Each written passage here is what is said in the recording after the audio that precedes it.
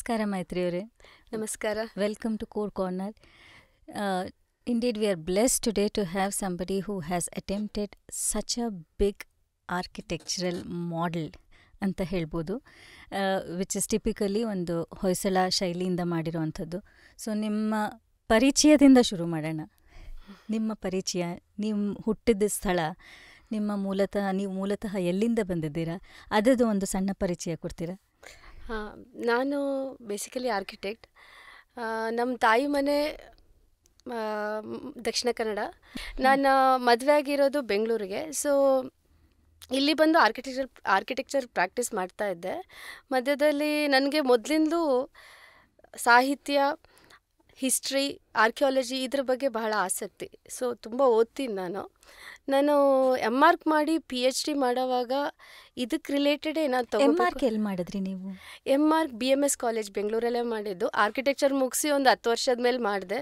ಮತ್ತೊಂದು 5-6 ವರ್ಷ ಆದಮೇಲೆ ನನಗೆ PhD ಮಾಡಬೇಕು ಅಂತ ಅನ್ನಿಸ್ತು. ಸೊ ನಮಗೆ PhD ಸಂಶೋಧನೆ ಮಾಡೋವಾಗ ಮುಖ್ಯವಾಗಿ ಯಾವುದ್ರಲ್ಲಿ ನಮ್ಗೆ ಆಸಕ್ತಿ ಇರುತ್ತೋ ಅದರಲ್ಲಿ ಮಾಡಬೇಕು ಅಂತಾರೆ. ಸೊ ನನಗೆ ಇಂಟ್ರೆಸ್ಟ್ ಇದ್ದದ್ದು ಆರ್ಕಿಯಾಲಜಿ, ಹಿಸ್ಟ್ರಿ ಇದಕ್ಕೆ ರಿಲೇಟೆಡೇ. ನಾವು ಆರ್ಕಿಟೆಕ್ಚರಲ್ಲಿ ಒಂದು ಹಿಸ್ಟ್ರಿ ಆಫ್ ಆರ್ಕಿಟೆಕ್ಚರ್ ಅಂತ ಒಂದು ಸಬ್ಜೆಕ್ಟ್ ಬರುತ್ತೆ. ಅದರಲ್ಲಿ ಪ್ರಪಂಚದಾದ್ಯಂತ ಹೇಗೆ ಆರ್ಕಿಟೆಕ್ಚರಲ್ ಹಿಸ್ಟ್ರಿ ಹೇಗೆ ಬೆಳೀತು ಅಂತ ನಾವು ನೋಡ್ತೀವಿ. ಆದರೆ ನಮ್ಮ ಕರಿಕ್ಯುಲಮಲ್ಲಿ ಏನಂತ ಹೇಳಿದ್ರೆ 3-4 ವರ್ಷ ಬರೀ ರೋಮನ್ ಮತ್ತು ಗ್ರೀಕ್ ಆರ್ಕಿಟೆಕ್ಚರ್ ಅಥವಾ ವೆಸ್ಟರ್ನ್ ಆರ್ಕಿಟೆಕ್ಚರನ್ನು ಮಾತ್ರ ಕಲಿತೀವಿ ನಾವು. ನಮ್ಮ ಪಕ್ಕದಲ್ಲಿರುವ ಬೇಲೂರು, ಹಳೇಬೀಡು ದೇವಸ್ಥಾನಗಳ ಬಗ್ಗೆ ನಮ್ಗೆ ಗೊತ್ತಿರೋದಿಲ್ಲ.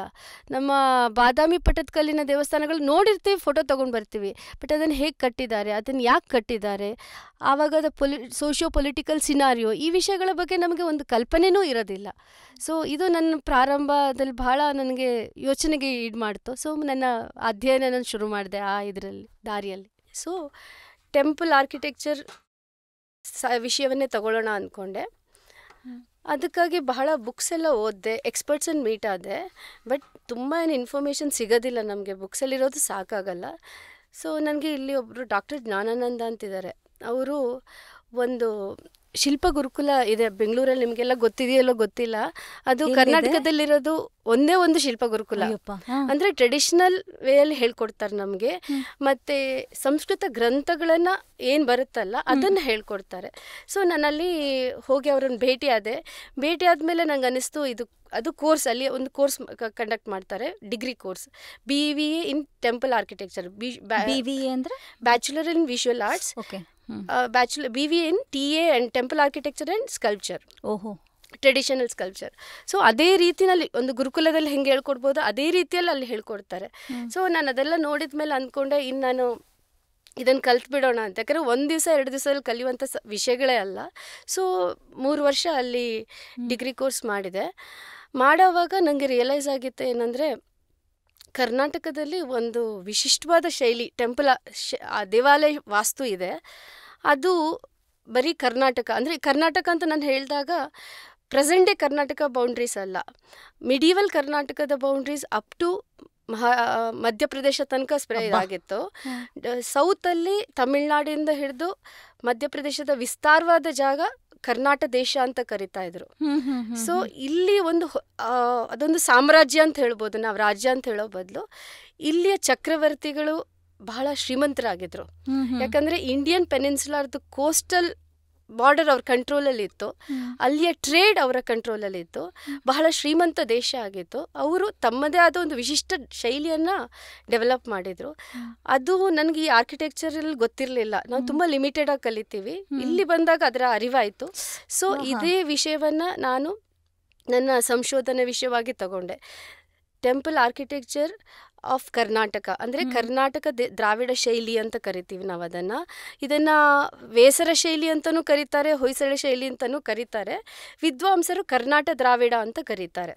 ಓಕೆ, ಇವಾಗ ನಾವು ಅದರ ಬಗ್ಗೆ ಒಂದಷ್ಟು ಸಂಕ್ಷಿಪ್ತವಾಗಿ ತಿಳ್ಕೋಬೇಕು ಅಂತಂದರೆ, ವಾಟ್ ಈಸ್ ಹೊಯ್ಸಳ ಆರ್ಕಿಟೆಕ್ಚರ್ ನಿಮ್ಮ ಪ್ರಕಾರ? ಇವಾಗ ನೀವು ಓದಿರೋದ್ರಿಂದ, ಅದ್ರ ಬಗ್ಗೆ ಅಧ್ಯಯನ ಮಾಡಿರೋದ್ರಿಂದ, ಅದರಲ್ಲಿ ಏನು ಸ್ಪೆಷಾಲಿಟಿ ಇದೆ ಅನ್ನೋದನ್ನು ಒಂದು ಸ್ವಲ್ಪ ನಮ್ಮ ವೀಕ್ಷಕರಿಗೆ ತಿಳಿಸ್ಕೊಡ್ತೀರಾ? ಹಾಂ, ಖಂಡಿತ. ಈಗ ನಮಗೆ ಹೊಯ್ಸಳ ಆರ್ಕಿಟೆಕ್ಚರ್ ಅಂತ ಬರುವಾಗ ನಮಗೆ ಸ್ವಲ್ಪ ಕರ್ನಾಟಕದ ಚರಿತ್ರೆನೂ ಗೊತ್ತಾಗಬೇಕಾಗತ್ತೆ. ಆರ್ಕಿಟೆಕ್ಚರಲ್ ಹಿಸ್ಟ್ರಿನೂ ಗೊತ್ತಾಗಬೇಕಾಗತ್ತೆ. ಈಗ ಕರ್ನಾಟಕದಲ್ಲಿ ಚಾಲುಕ್ಯರು ಅಂತ ಕೇಳಿರ್ಬೋದು, ಪುಲಕೇಶಿ, ನೀವು ರಾಜರ ಹೆಸರೆಲ್ಲ ಕೇಳಿರ್ಬೋದು. 6ನೇ ಶತಮಾನದಿಂದ ಕರ್ನಾಟಕ ರಾಜರು ತುಂಬ ಪ್ರಬಲರಾಗ್ತಾರೆ. ಗುಪ್ತರು, ಉತ್ತರ ಭಾರತದಲ್ಲಿ ಗುಪ್ತರ ಶಕ್ತಿ ಕಡಿಮೆ ಆದಾಗೆ ಕರ್ನಾಟಕದಲ್ಲಿ ಚಾಲುಕ್ಯರು ಮೇಲೆ ಬರ್ತಾರೆ. ಅವರು ಪುಲಕೇಶಿ, 2ನೇ ಪುಲಕೇಶಿ ಅಂತ ಕೇಳಿರ್ಬೋದು, ಅವನನ್ನು ದಕ್ಷಿಣ ಪತೇಶ್ವರ ಅಂತ ಕರೀತಾರೆ. ಅಪ್ ಟು ನರ್ಮದಾ ನದಿಯಲ್ಲಿ ಒಂದು ಯುದ್ಧ ಆಗತ್ತೆ ಕನೂಜಿದ್ದು ಶ್ರೀಹರ್ಷನ ಜೊತೆ. ಅದರಲ್ಲಿ ಇವನು ಗೆದ್ದು ಅವನ ಭೂಮಿಯನ್ನು ಅವನಿಗೆ ಕೊಡ್ತಾನೆ, ಅವನ ರಾಜ್ಯವನ್ನು ಅವನಿಗೆ ಕೊಡ್ತಾನೆ. ಆದರೆ ಇವನನ್ನು ದಕ್ಷಿಣ ಪತೇಶ್ವರ ಅಂತ ಕರೀತಾರೆ. ಅವರ ಕಾಲದಲ್ಲಿ, ಚಾಲುಕ್ಯರ ಕಾಲದಲ್ಲಿ, ಅಂದರೆ 6ನೇ ಶತಮಾನದಿಂದ ಸಾಧಾರಣ 8ನೇ ಶತಮಾನ ತನಕ ಕಲ್ಲಿನಲ್ಲಿ ದೇವಸ್ಥಾನ ಕಟ್ಟುವ ಒಂದು ಪ್ರಯೋಗ ನಡೆಯುತ್ತೆ. ನಮಗೆ 8ನೇ ಶತಮಾನಕ್ಕಾಗುವಾಗ ಪಟ್ಟದಕಲ್ಲು ನೀವು ಕೇಳಿರ್ಬೋದು, ಬಾದಾಮಿ ಪಟ್ಟದಕಲ್ಲು, ಐಹೊಳೆ ಎಲ್ಲ. ಪಟ್ಟದಕಲ್ಲಿನಲ್ಲಿ ಈ ಉತ್ತರ ಭಾರತದ ಶೈಲಿಯಲ್ಲಿ ಮತ್ತು ದಕ್ಷಿಣ ಭಾರತದ ಶೈಲಿ, ಅಂದರೆ ಉತ್ತರ ಭಾರತದ ಶೈಲಿ ನಾವು ನಾಗರ ಅಂತ ಕರಿತೀವಿ, ಅದಕ್ಕೆ ರೇಖಾ ಮಾದರಿ ಕರ್ವಿಲಿನಿಯರ್ ಟವರ್ ಇರುತ್ತೆ. ದಕ್ಷಿಣ ಭಾರತದ ಶೈಲಿಗೆ ಪಿರಮಿಡಿಕಲ್ ಶಿಖರ ಇರುತ್ತೆ. ಈ 2 ಮೇಜರ್ ವ್ಯತ್ಯಾಸಗಳು ಮತ್ತೆ ಬಹಳ ಇದೆ, ಮುಖ್ಯವಾಗಿ ಅದು ಕಾಣುತ್ತೆ. ಆ 2 ಶೈಲಿಯ ದೇವಸ್ಥಾನಗಳು ಅಕ್ಕಪಕ್ಕದಲ್ಲೇ ಇದೆ. ಟೆಂಪಲ್ ಕಾಂಪ್ಲೆಕ್ಸ್, ದೇವಾಲಯ ಸಂಕೀರ್ಣ ಅಂತೀವಿ, ಪಟ್ಟದಕಲ್ಲಿನಲ್ಲಿದೆ. ಅಲ್ಲಿ ಅದೆರಡು 10-12 ದೇವಸ್ಥಾನಗಳು ಒಟ್ಟಿಗೆ ನಿಂತಿವೆ. ಸೊ 8ನೇ ಶತಮಾನದಲ್ಲಿ ಚಾಲುಕ್ಯರನ್ನು ಸೋಲಿಸಿ ರಾಷ್ಟ್ರಕೂಟರು ಗೆದ್ದು ಕರ್ನಾಟಕ ರಾಜ್ಯಕ್ಕೆ ಚಕ್ರವರ್ತಿಗಳಾಗ್ತಾರೆ. ಅವ್ರೇನು ಮಾಡ್ತಾರೆ, ಒಂದು 9ನೇ ಶತಮಾನ ತನಕ ಇದನ್ನು ಮುಂದುವರಿಸ್ತಾರೆ. ನಿಮಗೆ ಅಜಂತದಲ್ಲಿ, ಎಲ್ಲೋರದಲ್ಲಿರುವ ಕೈಲಾಸನಾಥ ದೇವಾಲಯ ಕೇಳಿರ್ಬೋದು, ಏಕಶಿಲಾ ದೇವಾಲಯ. ಅದು ರಾಷ್ಟ್ರಕೂಟರ ಕಾಲದಲ್ಲಿ ನಡೆದಿದ್ದು ಅತ್ಯದ್ಭುತ ರಚನೆ ಅದು. ಅವ್ರೇನು ಮಾಡ್ತಾರೆ, 9ನೇ ಶತಮಾನದ ನಂತರ ಅವರದ್ದೇ ಒಂದು ಹೊಸ ಶೈಲಿಯನ್ನು ಡೆವಲಪ್ ಮಾಡ್ತಾರೆ. ಅದರಲ್ಲಿ ದ್ರಾವಿಡ ಮತ್ತು ನಾಗರ ಶೈಲಿ 2 ಲಕ್ಷಣಗಳನ್ನು ಮಿಶ್ರ ಮಾಡ್ತಾರೆ. ಅಂದರೆ ಈಗ ನಾವು ದ್ರಾವಿಡ ಶೈಲಿಯ ಪಿರಮಿಡಿಕಲ್ ಶಿಖರ ಏನನ್ನುತ್ತಲ್ಲ ಅದನ್ನು ಇಲ್ಲಿ ತರ್ತಾರೆ. ಹಾಗೆ ಮೇಲ್ನೋಟಕ್ಕೆ ನೋಡಿದರೆ ದ್ರಾವಿಡ ಶೈಲಿ ಅನಿಸುತ್ತೆ, ಆದರೆ ಅದರಲ್ಲಿ ಬರುವ ಅಲಂಕಾರಗಳು, ಆರ್ನಮೆಂಟೇಷನ್, ಡೆಕೋರೇಷನ್ ಪ್ಯಾಟರ್ನು ಮತ್ತು ಸ್ಕಲ್ಪ್ಟಿಂಗ್ ಇದೆಲ್ಲ ಉತ್ತರ ಭಾರತವನ್ನು ಅನುಕರಿಸುತ್ತೆ. ಸೊ ಇದು ಎಷ್ಟು ಸಂಕೀರ್ಣವಾಗಿ ಬೆಳೆಯುತ್ತೆ ಅಂತ ಹೇಳಿದ್ರೆ, ಒಂದು ಹಂತಕ್ಕಾಗುವಾಗ ಅದು ಬರೀ ಕರ್ನಾಟಕದಲ್ಲಿ ಮಾತ್ರ ಕಂಡು ಬರುತ್ತೆ, ಬೇರೆ ಎಲ್ಲಿಯೂ ನಮಗೆ ಮಹಾರಾಷ್ಟ್ರ, ಅಂದರೆ ಕರ್ನಾಟಕ ದೇಶ ಅಂತ ಹೇಳಿದಾಗ ಅಲ್ಲಿ ಮಹಾರಾಷ್ಟ್ರ, ಆಂಧ್ರ ಮತ್ತು ಕರ್ನಾಟಕ ಈ 3 ರಾಜ್ಯಗಳಲ್ಲಿ ಮಾತ್ರ ಕಂಡು ಬರುತ್ತೆ. ಇದು ಬೇರೆಯವ್ರಿಗೆ ಕಾಪಿ ಹೊಡಿಲಿಕ್ಕೂ ಸಾಧ್ಯ ಆಗೋದಿಲ್ಲ. ಸೊ ದಕ್ಷಿಣ ಭಾರತದಲ್ಲಿ ಅದೇ ಸಮಯಕ್ಕೆ ತಮಿಳುನಾಡು ಪ್ರದೇಶದಲ್ಲಿ ನಮಗೆ ದ್ರಾವಿಡ ಶೈಲಿದು ಬೆಳೀತಾ ಬರುತ್ತೆ. ಈಗ ಬೃಹದೇಶ್ವರ ದೇವಸ್ಥಾನ ಇದೆಲ್ಲ ಅತ್ಯದ್ಭುತ ರಚನೆಗಳು. ಹಾಗೆ ಉತ್ತರ ಭಾರತದಲ್ಲೂ ನಡೀತಾ ಇರುತ್ತೆ. ಮೊದಲಿಗೆ ನಮ್ಗೆ 6ರಿಂದ 8ನೇ ಶತಮಾನ ತನಕ ಚಾಲುಕ್ಯರು ಬರ್ತಾರಲ್ಲ, ಅವರ ಕ್ಯಾಪಿಟಲ್ ರಾಜಧಾನಿ ಬಾದಾಮಿ ಇರುತ್ತೆ. ನಂತರ ರಾಷ್ಟ್ರಕೂಟರು ಬರುತ್ತಾರೆ. ನಂತರ ಮತ್ತೆ ಚಾಲುಕ್ಯರು ಗೆಲ್ತಾರೆ, ಅವರ ರಾಜಧಾನಿ ಕಲ್ಯಾಣ ಇರುತ್ತೆ. ಸೊ ಕಲ್ಯಾಣದ ಚಾಲುಕ್ಯರು ಅಂತ ಕರಿತೀವಿ. ಅವರು ಇದನ್ನು ಮುಂದುವರಿಸ್ತಾರೆ, ಈ ಶಿಲ್ಪಶೈಲಿಯನ್ನು, ವಾಸ್ತುಶೈಲಿಯನ್ನು ಚೆನ್ನಾಗಿ ಬೆಳೆಸ್ತಾರೆ. ಅವರ ನಂತರ ಬರೋರು ನಮಗೆ ಹೊಯ್ಸಳರು ಸಾಧಾರಣ 11ನೇ ಶತಮಾನದಿಂದ 14ನೇ ಶತಮಾನ ತನಕ ಪ್ರಬಲರಾಗಿರ್ತಾರೆ. ಅವರು ಚಾಲುಕ್ಯರ ವಾಸ್ತುಶೈಲಿಯನ್ನೇ ಮುಂದುವರಿಸ್ತಾರೆ. ಅವರು ಅದಕ್ಕೆ ಇನ್ನೂ ಇನೋವೇಟಿವ್ ಕಲ್ಪನೆಗಳನ್ನು ಕೊಡ್ತಾರೆ. ಒಂದು ವಿಶಿಷ್ಟವಾದ ಶೈಲಿ ಬಹಳ ಸುಂದರವಾಗಿ ಬೆಳೆಯುತ್ತೆ. ವೆರಿ ಸೊಫಿಸ್ಟಿಕೇಟೆಡ್ ಡಿಸೈನ್ ಅಂತ ನಾವು ಹೇಳ್ತೇವೆ. ಮತ್ತೆ ಇಂಟ್ರಿಕೇಟ್ ಕಾರ್ವಿಂಗ್ ಇದೆಲ್ಲ ಅದ್ಭುತವಾಗಿ ಮೂಡಿ ಬರುತ್ತೆ ಅವರ ಶಿಲ್ಪಿಗಳ ಕೈಯಲ್ಲಿ. ಸೊ ಈಗ ಈ ರೀತಿಯ ಒಂದು ಚರಿತ್ರೆಯನ್ನು ನಾವು ನೋಡಿದ್ದೀವಿ. ಈಗ ನನ್ನ ಅಧ್ಯಯನ ವಿಷಯಕ್ಕೆ ಬಂದಾಗ ಏನಾಗುತ್ತೆ ಅಂದರೆ, ನಾನು ಕಲೀಲಿಕ್ಕೆ ಶುರು ಮಾಡಿದಾಗ ನಾನು ಹೇಳಿದಾಗೆ ನನ್ನ ತಾಯಿ ಮನೆ ಇರೋದು ದಕ್ಷಿಣ ಕನ್ನಡ ಆದ ಕಾರಣ ಹಲವು ಬಾರಿ, ವರ್ಷದಲ್ಲೊಂದು 3-4 ಬಾರಿ ಆದರೂ ನಾವು ಟ್ರಾವೆಲ್ ಮಾಡ್ತೀವಿ, ಮಂಗಳೂರು, ಪುತ್ತೂರು ಈ ಥರ ಎಲ್ಲ. ಪ್ರತಿ ಸರ್ತಿ ಹೋಗಿ ಬರುವಾಗಲೂ ನಾನು ಕಂಪಲ್ಸರಿ ಯಾವ್ದಾದ್ರು ಒಂದು ದೇವಸ್ಥಾನನ ವಿಸಿಟ್ ಮಾಡ್ತಾ ಇದ್ದೆ. ಅದು ನಮ್ಮ ಮಕ್ಕಳಿಗೆ ನಾನು ಅದನ್ನೇ ಕೇಳಬೇಕಂತಿದ್ದೆ. ನೆಕ್ಸ್ಟ್ ನೀವು ಇದನ್ನು ಮಾಡಬೇಕು ಅಂತ ತಲೆನಲ್ಲಿ ಬಂದಾಗ ಎಷ್ಟು ಟೆಂಪಲ್ಗಳನ್ನ ನೀವು ವಿಸಿಟ್ ಮಾಡಿರ್ಬೋದು ಅಂತ, ಎಷ್ಟು ದೇವಸ್ಥಾನಗಳನ್ನ ನಿಜವಾಗ್ಲೂ ನೋಡಿ ಅದನ್ನು ಅರ್ಥ ಮಾಡಿಕೊಂಡು ಅದನ್ನು ಅಳವಡಿಸ್ಕೋಬೇಕು ನಿಮ್ಮ ಮಾಡೆಲ್ ಕ್ರಿಯೇಷನಲ್ಲಿ ಅನ್ಬೇಕಾದ್ರೆ ಸುಮಾರಷ್ಟು ದೇವಸ್ಥಾನಗಳಿಗೆ ನೀವು ಹೋಗಿ ಬಂದಿರ್ಬೋದಲ್ಲ? ಹೋಗ್ಲೇಬೇಕು, ಇಲ್ಲದ್ರೆ ಅರ್ಥ ಆಗಲ್ಲ ಅದು. ಈಗ ನಾನು ಹೇಳೋದು ನಿಮಗೆ ಫೋಟೋ ಇಲ್ಲದೆ ಇದು ಅರ್ಥ ಆಗಲ್ಲ, ಬೇಕೇ ಬೇಕು ಇಮೇಜ್. ಸೊ ನಾನು 2017ಕ್ಕೆ ಸೇರಿದೆ. ಈ ಕೋರ್ಸ್ ಸೇರಿದ ಮೇಲೆ ನಾನು ವರ್ಷಕ್ಕೆ ಏನಿಲ್ಲ ಅಂದರೂ 8-10 ದೇವಸ್ಥಾನ ನೋಡ್ತಾ ಇದ್ದೆ. ಜೊತೆಗೆ ನಮ್ಮ ಗುರುಕುಲದಲ್ಲಿ ಸ್ಟೂಡೆಂಟ್ಸ್ ಜೊತೆನೂ ಟ್ರಿಪ್ಪು ಆ ಥರ ಎಲ್ಲ ಹೋಗ್ತಾ ಇದ್ವಿ. ಏನಿಲ್ಲ ಅಂದರೂ ಒಂದು 50-60 ನೋಡಿರ್ತೀನಿ ನಾನು ಆ ಟೈಮಲ್ಲೇ, ಒಂದು 3 ವರ್ಷದ ಅವಧಿಯಲ್ಲೇ. ಸೊ ಅಲ್ಲಿ ಹೋಗಿ ಬಂದು ಫೋಟೋಸ್, ಅದರ ಟಿಪ್ಪಣಿಗಳೆಲ್ಲ ಬರ್ಕೋತಾ ಇದ್ದೆ. ಬಂದ ಮೇಲೆ ನಮಗೆ ಬಹಳ ವಿದ್ವಾಂಸರು ಆ್ಯಕ್ಚುಲಿ ಕರ್ನಾಟಕದ ದೇವಾಲಯಗಳನ್ನು western scholars as well as Indian scholars ಬಹಳ ಸ್ಟಡಿ ಮಾಡಿದ್ದಾರೆ. ಬಟ್ ನಮಗೆ ಕಾಮನ್ ಪೀಪಲ್, ಲೇಮನಿಗೆ ಇದರ ನಾಲೆಜ್ ತುಂಬ ಸೀಮಿತ, ಇದರ ಇನ್ಫಾರ್ಮೇಷನ್. ಯಾಕಂದರೆ ನನಗೆ ಗೊತ್ತಿರಲಿಲ್ಲ ಕರ್ನಾಟಕಕ್ಕೆ ಅದರದ್ದೇ ಆದ ಒಂದು ಶೈಲಿ ಇದೆ ಅಂತ ಗೊತ್ತಾಗಿದ್ದೆ ಈ ಕೋರ್ಸ್ ಸೇರಿದ ಮೇಲೆ. ಸೊ ಇದರ ಬಗ್ಗೆ ಸಂಶೋಧನೆ ನಡೆಸ್ಲಿಕ್ಕೆ ಶುರು ಮಾಡಿದ ಮೇಲೆ ನಾನು ಟಿಪ್ಪಣಿಗಳು, ಫೋಟೋಗ್ರಾಫ್ಸ್ ಎಲ್ಲ ಕಲೆಕ್ಟ್ ಮಾಡ್ತಿದ್ದೆ, ಅದನ್ನು ಓದ್ತಿದ್ದೆ. ಬುಕ್ಸನ್ನು ರೆಫರ್ ಮಾಡಿ ನನ್ನದೇ ಒಂದು ಡ್ರಾಯಿಂಗ್ ಡೆವಲಪ್ ಮಾಡ್ತಾ ಇದ್ದೆ. ಅಂದರೆ ಅದರ ವಿನ್ಯಾಸ, ಡಿಸೈನ್. ಇದರಲ್ಲಿ ನಮಗೆ ಈ ಹೊಯ್ಸಳ ಟೆಂಪಲ್ ಅಂತ ಹೇಳಿದ್ರೆ, ಈಗ ನಾನು ಹೊಯ್ಸಳ ಅಂತೇಳಿ ಅದನ್ನು ಕರಿತೀನಿ. ಅದನ್ನು ವೇಸರ, ಕರ್ನಾಟಕ ದ್ರಾವಿಡ ಅಂತೆಲ್ಲ ಕರಿಬೋದು, ಆದರೆ ಇದನ್ನು ಹೊಯ್ಸಳ ದೇವಾಲಯ ಅಂತ ಕರಿತೀನಿ. ಇಲ್ಲಿ ಅದರ ಭಿತ್ತಿ ಭಾಗ, ಅಂದರೆ ಭಿತ್ತಿ ಅಥವಾ ಜಂಗ, ಅದರ ವಾಲ್ನ ನಾವು ಹೇಳ್ತೀವಲ್ಲ, ಅದರಲ್ಲಿ ಪ್ರೊಜೆಕ್ಷನ್ಸ್ ಮತ್ತು ರಿಸೆಷನ್ಸ್ ತರ್ತಾರೆ. ಇದು ನಾರ್ಮಲ್ ದ್ರಾವಿಡ ಥರನೇ ಶುರುವಾಗುತ್ತೆ. ಬಟ್ ಅದರಲ್ಲಿ ಅವರು ಪ್ರೊಜೆಕ್ಷನ್ಸ್ ಮತ್ತು ರಿಸೆಷನ್ಸ್ ತಂದಾಗ ಅಲ್ಲಿ ಅವರಿಗೆ ಸ್ಕಲ್ಪ್ಚರಲ್ ಡೆಕೋರೇಷನ್ಗೆ ಸ್ಪೇಸ್ ಸಿಗುತ್ತೆ. ಹಾಗೆ ಬೆಳಕು ನೆರಳಿನ ಒಂದು ಸಂಯೋಜನೆಯಲ್ಲಿ ಆ ಶಿಲ್ಪಗಳು ಅತ್ಯದ್ಭುತವಾಗಿ ಕಾಣುತ್ತೆ ಅದು. ಸೊ ಈ ರೀತಿಯ ಒಂದು ಕಾಂಪೋಸಿಷನ್ ಶುರು ಮಾಡ್ತಾರೆ ಅವರು. ಇದನ್ನ ಈಗ ನೀವು ಈ ಮಾಡೆಲ್ನ ಮಾಡ್ಬೇಕಾದ್ರೆ ಇದರಿಂದ ಟಿಪಿಕಲಿ ಇವಾಗ ಬೇಲೂರಲ್ಲಿರುವಂಥ ನಮ್ಮ ಹೊಯ್ಸಳ ಟೆಂಪಲ್ ಇರ್ಬೋದು, ಅಥವಾ ಹಳೇಬೀಡಿನಲ್ಲಿರುವಂಥ ಒಂದು ಹೊಯ್ಸಳ ಸ್ಟೈಲ್ ಇರೋವಂಥ ಒಂದು ಟೆಂಪಲ್ ಇರ್ಬೋದು, ಅದರಿಂದ ಇದು ಏನಾನ ಒಂದು ಚೂರು ವ್ಯತ್ಯಾಸವಾಗಿದೆಯಾ, ಅಥವಾ ಅದೇ ಒಡಿಯೋಸೆ ಅದೇ ಸೈನ್ಸಲ್ಲಿ ಅದೇ ವಿನ್ಯಾಸದಲ್ಲಿ ನೀವು ಮಾಡ್ಕೊಂಡು ಬಂದಿದ್ದೀರಾ? ಹೊಯ್ಸಳ ದೇವಸ್ಥಾನ ಅಂತ ಹೇಳಿದಾಗ ಎಲ್ಲರಿಗೂ ಗೊತ್ತಿದೆ ದೇವಸ್ಥಾನಗಳು ಯಾವುದು ಅಂದರೆ 3 ದೇವಸ್ಥಾನಗಳು. ಹಳೇಬೀಡಿದ್ದು ಹೊಯ್ಸಳೇಶ್ವರ, ಬೇಲೂರಿದ್ದು ಚೆನ್ನಕೇಶ್ವರ ಮತ್ತು ಸೋಮನಾಥಪುರದ ಕೇಶವ ದೇವಸ್ಥಾನ. ಇದು 3 ದೇವಸ್ಥಾನಗಳು ಬಹಳ ಸುಂದರವಾಗಿ ಬಂದಿದೆ, ಮೂಡಿ ಬಂದವು ಮತ್ತು ಅತ್ಯಂತ ಪ್ರಸಿದ್ಧವಾದದ್ದು. ಪ್ರಪಂಚದಾದ್ಯಂತ ಇದನ್ನು ನೋಡ್ಲಿಕ್ಕೆ ಬರ್ತಾರೆ. ಇದು ನಮ್ಮ ಕರ್ನಾಟಕದಲ್ಲಿರೋದು ನಮಗೆ ಬಹಳ ಹೆಮ್ಮೆಯ ವಿಷಯ. ಆದರೆ ನಾವು ಇದರ ಬಗ್ಗೆ ತಿಳ್ಕೊಂಡಿರೋದು ತುಂಬ ಕಮ್ಮಿ ಇದೆ. ಅಂದರೆ ನಾವು ಫಸ್ಟಿಗೆ ಈಗ ನೋಡ್ಬೇಕಂದ್ರೆ ಹೊಯ್ಸಳ ಲಕ್ಷಣಗಳೇನು ಅಂತ ತಿಳ್ಕೊಳ್ಬೇಕಾಗತ್ತೆ. ಈಗ ಒಂದು ಟೆಂಪಲನ್ನು ಕಾಪಿ ಮಾಡ್ಲಿಕ್ಕೆ ಸಾಧ್ಯ ಇಲ್ಲ, ನಮಗೆ ಮುಖ್ಯವಾಗಿ ಅದರ ಲಕ್ಷಣಗಳೇನು ಅಂತ ತಿಳ್ಕೊಳ್ಬೇಕಾಗತ್ತೆ. ಈಗ ಹೊಯ್ಸಳ ದೇವಸ್ಥಾನ, ಹೊಯ್ಸಳ ಟೆಂಪಲ್ ಅಂತ ಹೇಳಿದ್ರೆ ಫಸ್ಟಿಗೆ ನೀವೇನು ನೋಡ್ತೀರಾ, ಅದು ಒಂದು ಅದರಲ್ಲಿ ಮುಖ್ಯವಾಗಿ 4 ಪಾರ್ಟ್ಸ್ ಇರುತ್ತೆ. ಗರ್ಭಗೃಹ ಮತ್ತು ಅಂತರಾಳ, ಅದು ಗರ್ಭಗೃಹದ ಮುಂದೆ ಇರುತ್ತೆ. ಅದರ ನಂತರ ನಮಗೆ ಕ್ಲೋಸ್ಡ್ ಮಂಟಪ ಬರುತ್ತೆ, ಅದನ್ನು ನಾವು ನವರಂಗ ಅಂತ ಕರಿತೇವೆ. ಮೇಲ್ಛಾವಣಿಯಲ್ಲಿ 9 ಬೇಸ್ ಇರುತ್ತೆ, 9 ಅಂಕಣಗಳಿರುತ್ತೆ. ಸೊ ಅದನ್ನು ನವರಂಗ ಅಂತ ಕರಿತೀವಿ. ಅದರ ಎದುರುಗಡೆ ಓಪನ್ ಮಂಟಪಗಳಿರುತ್ತೆ, ಅದು ಸ್ವಲ್ಪ ಬೇರೆ ಬೇರೆ ಶೇಪಲ್ಲಿರುತ್ತೆ. ಈ ಗರ್ಭಗೃಹದ ಮೇಲೆ ನಮಗೆ ಪಿರಮಿಡಿಕಲ್ ಶಿಖರ ಕಾಣುತ್ತೆ. ನಂತರ ಅಂತರಾಳ, ಅದರ ಮುಂದಿನ ಒಂದು ವೆಸ್ಟಿಬ್ಯೂಲ್ ಅಂತಾರಲ್ಲ, ಅದರ ಮೇಲೆ ನಮಗೆ ಶುಕನಾಸಿ ಅಂತ ಬರುತ್ತೆ. ಅದು ಒಂದು ಸ್ವಲ್ಪ ಶಿಖರಕ್ಕಿಂತ ಸ್ವಲ್ಪ ತಗ್ಗಾಗಿರುತ್ತೆ. ಅಲ್ಲಿ ಹೊಯ್ಸಳ ಲಾಂಛನವನ್ನು ಜೋಡಿಸಿರ್ತಾರೆ ಮೇಲ್ಗಡೆ. ಇದು ಅದರ ಮೇನ್ ಪಾರ್ಟ್ಸ್. ಈಗ ನಾನು ಹೇಳಿದೆಲ್ಲ, ಗರ್ಭಗೃಹ, ಅಂತರಾಳ, ನವರಂಗ ಮತ್ತು ಮಂಟಪ, ಇದೆಲ್ಲವೂ ಒಂದಕ್ಕೊಂದು ಸೇರ್ಕೊಂಡಿರುತ್ತೆ. ಮತ್ತು ಅದರ ಸುತ್ತ ಒಂದು ಪ್ರದಕ್ಷಿಣಾ ಪಥ ಇರುತ್ತೆ. ಈಗ ಅದು ಈ ಟೈಪ್ ಆಫ್ ಟೆಂಪಲನ್ನು ನಿರಂಧಾರ ಅಂತ ಕರೀತಾರೆ. ಸಾಂಧಾರ ಅಂದರೆ ಅದರ ಒಳಗಡೆ ಪ್ರದಕ್ಷಿಣೆಗೆ ಅವಕಾಶ ಇರುತ್ತೆ, ಇದು ಹೊರಗಡೆಯಿಂದೇ ಪ್ರದಕ್ಷಿಣೆ ಮಾಡಬೇಕಾಗತ್ತೆ. ಮತ್ತು ಇದಕ್ಕೊಂದು ಎತ್ತರದ ಜಗಲಿ ಇರುತ್ತೆ, ಇದನ್ನು ಜಗತಿ ಅಂತ ಕರೀತಾರೆ. ಹೊಯ್ಸಳ ಟೆಂಪಲ್ಸಲ್ಲಿ ನಾವು ತುಂಬ ಕಾರ್ವಿಂಗ್ಸ್ ನೋಡ್ತೀವಲ್ಲ, ಇದು ಸಾಧ್ಯ ಆಗಿರೋದು ಅವರು ಬಳಸಿದ ಕಲ್ಲಿನ ಮಾಧ್ಯಮ, ಕ್ಲೋರೋಟಿಕ್ ಸಿಸ್ಟ್ ಅಂತೀವಿ, ಬಳಪದ ಕಲ್ಲು, soft stone, kind of soft stone. ಅದನ್ನು ಭೂಮಿಯಿಂದ ತೆಗೆದಾಗ ಅದು ತುಂಬ ಸಾಫ್ಟ್ ಇರುತ್ತೆ. ಕಾರ್ವಿಂಗ್ ಈಸ್ ಪಾಸಿಬಲ್, ಇವ್ರು ಮಾಡೋ ಮೈನ್ಯೂಟ್ ಇಂಟ್ರಿಕೇಟ್ ಕಾರ್ವಿಂಗ್.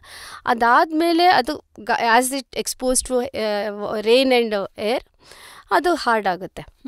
ಸೊ ಇವರು ಈ ಕೆತ್ತನೆ ಸಾಧ್ಯವಾಗಿದ್ದು ಆ ಮಾಧ್ಯಮದಿಂದ. ಆದರೆ ಇದೇನಾಗುತ್ತೆ ಅಂದರೆ ಡ್ರಾಬ್ಯಾಕ್ ಏನಂದರೆ ಇದನ್ನು ತುಂಬ ಎತ್ತರ ಕಟ್ಟಕ್ಕಾಗಲ್ಲ.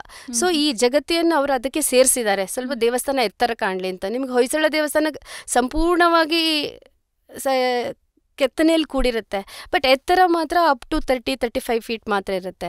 ಅದೇ ನಾವು ದ್ರಾವಿಡ ದೇವಸ್ಥಾನಗಳು ನೋಡಿದಾಗ ಅದರ ಎತ್ತರ 100 ಫೀಟ್ ತನಕ ಹೋಗಿರೋದು ಕಾಣುತ್ತೆ, ಬಹಳ ಎತ್ತರವಾಗಿರುತ್ತೆ. ಅವ್ರು ಬಳಸೋ ಮೆಟೀರಿಯಲ್ ಗ್ರಾನೈಟ್ ಇರುತ್ತೆ.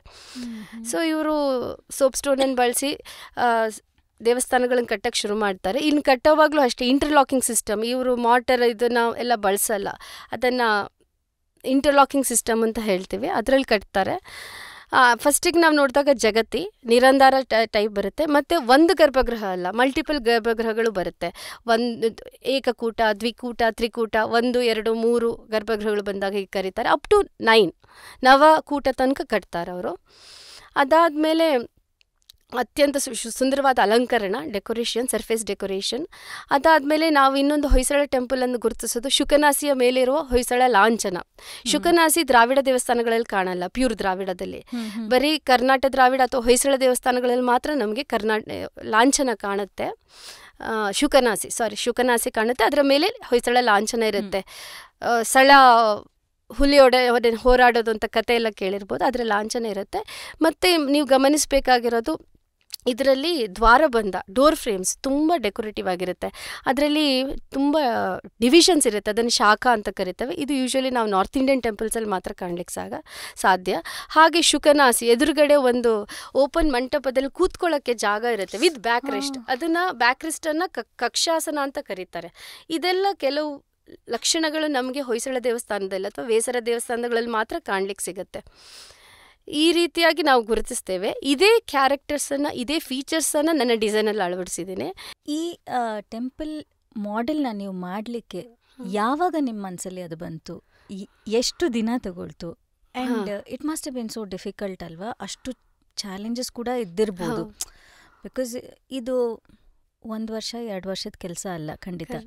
ಅದಕ್ಕೆ ಅಂತ ಸುಮಾರಷ್ಟು ವರ್ಷಗಳನ್ನೇ ನೀವು ಮೀಸಲಿಡಬೇಕಾಗಿರುತ್ತೆ. ಸೊ ಇದರದ್ದು ಹೆಂಗೆ ನಿಮಗೆ ಇದು ತಲೆಯಲ್ಲಿ ಹಿಂಗೆ ಬಂತು? ಯಾವಾಗ ಶುರು ಮಾಡಿದ್ರಿ? ಹೆಂಗೆ ಶುರು ಮಾಡಿದ್ರಿ?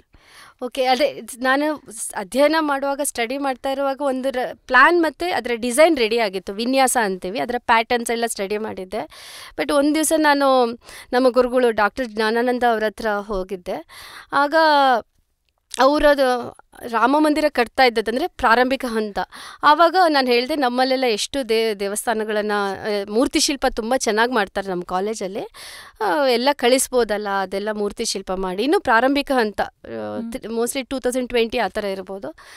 ಆಗ ಗುರುಗಳು ಹೇಳಿದರು, ಹೌದು ನಮ್ಮಲ್ಲಿ ಅದ್ಭುತವಾಗಿ ಮಾಡ್ತಾರೆ, ಅದರಲ್ಲಿ ಸಂಶಯನೇ ಇಲ್ಲ. ಆದರೆ ಒಂದು ಕಾಲದಲ್ಲಿ ನಾವು ದೇವಸ್ಥಾನ ಕಟ್ತಿದ್ದವರು, ನಾವು ಹೋಗಿ ದೇವಸ್ಥಾನ ಕಟ್ತೀವಿ ಅಂತ ಹೇಳಬೇಕು, ಮೂರ್ತಿ ಕೊಡೋದು ಸರಿ ಬಟ್ ದೇವಸ್ಥಾನನೂ ಕಟ್ತೀವಿ ಅಂತ ಹೇಳಬೇಕು ಅಂದರು. ಆವಾಗ ಸ್ವಲ್ಪ ಚುರುಕಂತು ನನಗೆ.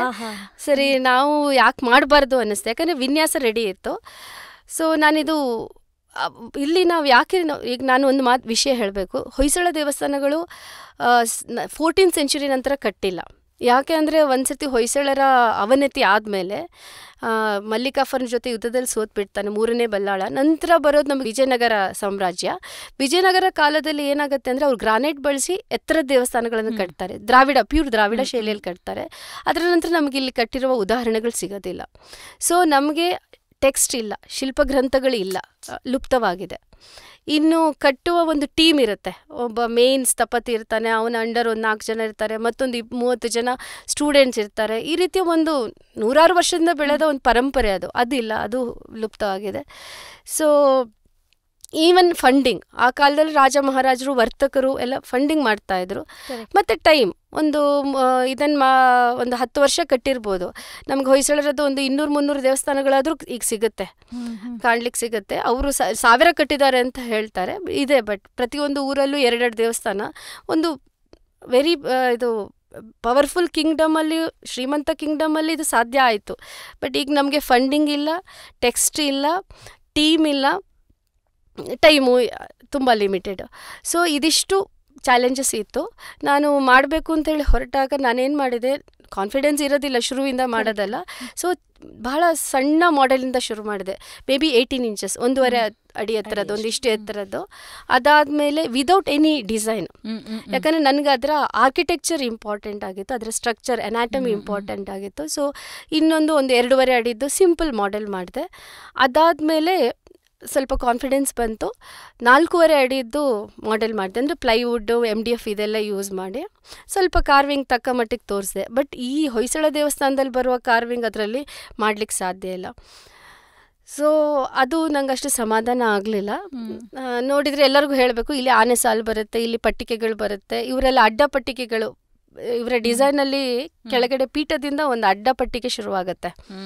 ಕೆಳಗಿನ ಜಗತ್ತಿಯ ಮೇಲೆ ಪೀಠ ಅಂತೀವಿ, ಪೀಠದ ಮೇಲೆ ಜಂಗ ಅಂತೀವಿ, ಜಂಗದಲ್ಲಿ ಸ್ಕಲ್ಪ್ಚರಲ್ ಡಿಸೈನ್ ಇರುತ್ತೆ, ಅದರ ಮೇಲೆ ಶಿಖರ ಬರುತ್ತೆ, ಶಿಖರದಲ್ಲಿ ಸಪ್ರೇಟ್ ಡಿಸೈನ್ ಬರುತ್ತೆ. ಈ ಪ್ರತಿಯೊಂದನ್ನು ಎಕ್ಸ್ಪ್ಲೇನ್ ಮಾಡ್ಲಿಕ್ಕೆ ಸಾಧ್ಯ ಇಲ್ಲ. ಸೊ ಕಾರ್ವಿಂಗು ತೋರಿಸೋದು ಅಗತ್ಯ ಅಂತ ಗೊತ್ತಾಯಿತು. ಸೊ ಈಗ ನಾನು 4.5 ಅಡಿದು ಎತ್ತರದ ಒಂದು ಮಾಡೆಲ್ ಮಾಡಿದ್ದೆಲ್ಲ, ಸೊ ಇನ್ನು ಸ್ವಲ್ಪ ಇದಕ್ಕಿಂತ ದೊಡ್ಡ ಸೈಜಿಗೆ ಹೋಗೋಣ ಅಂತ ಡಿಸೈಡ್ ಮಾಡಿದೆ. ಸೊ ನನ್ನ ಹಸ್ಬೆಂಡ್ ಓಕೆ ಮಾಡು ಅಂದರು, ಫಂಡಿಂಗ್ ಅವ್ರು ಮಾಡ್ತಾರೆ. ಸೊ ನನಗೆ ಒಂದು ಸ್ವಲ್ಪ ಲಿಮಿಟೆಡ್ ಬಜೆಟ್ ಇತ್ತು. ಇನ್ನಿರೋದು ಟೀಮ್ ಅಂದರೆ ಟೈಮ್ ಆ್ಯಂಡ್ ಟೀಮ್. ನಾನು PhD ನನ್ನ ಅಂತಿಮ ಹಂತದಲ್ಲಿದೆ. ಸೊ ಅದರ ಮೊದಲು ಮುಗಿಸಿದ್ರೆ ಇದು ಚೆನ್ನಾಗಿರುತ್ತೆ ಅಂತ ಅನ್ನಿಸ್ತು. ಸೊ ನನಗೊಂದು 6 months ಟೈಮ್ ಇತ್ತು. ಅಷ್ಟರೊಳಗಡೆ ಶಿಲ್ಪಿಗಳನ್ನೆಲ್ಲ ಒಟ್ಟುಗೂಡಿಸಿ ಮಾಡೋದು ಸ್ವಲ್ಪ ಕಷ್ಟ, ಯಾಕಂದರೆ ಕೈಯಲ್ಲಿ ಕೆಲಸ ಮಾಡೋಕ್ಕೆ ಟೈಮ್ ಜಾಸ್ತಿ ಬೇಕಾಗುತ್ತೆ. ಸೊ ನಾನು ಟೆಕ್ನಾಲಜಿ ಮೊರೆ ಹೋದೆ. CNC ಕಾರ್ವಿಂಗ್ ಅಂತ ಕೇಳಿರ್ಬೋದು. ಸೊ ಅದರಲ್ಲಿ ಮಾಡ್ಲಿಕ್ಕೆ ಸಾಧ್ಯ ಬೇಗ. ಅದನ್ನು ಮಾಡೋಣ ಅಂತ ಡಿಸೈಡ್ ಮಾಡಿದೆ. ಹೈಟು ಒಂದು 7 ಅಡಿ ಅಂತ ಡಿಸೈಡ್ ಮಾಡಿದೆ. ಅದು ಏನಂತ ಹೇಳಿದರೆ 7 ಅಡಿನ ನೀವು ಒಳ್ಳೆ 1 ಅಡಿ 2 ಅಡಿ ಆ ಥರ ಮಾತಾಡ್ತಾ ಇದ್ದೀರಾ. 7 ಅಡಿ ಸಚ್ ಎ ಹ್ಯೂಜ್. ಅಂದರೆ ಅದು ದೇವಸ್ಥಾನ, ಆ್ಯಕ್ಚುಲಿ ದೇವಸ್ಥಾನ ನಿಮಗೆ 28 ಅಡಿ ಅಂದರೆ ಇದು 1/4 ಆಫ್ ದ್ಯಾಟ್. ಸೊ ಇದು ನಾವು ಆ ಸ್ಕೇಲನ್ನು ಫಾಲೋ ಮಾಡಬೇಕು.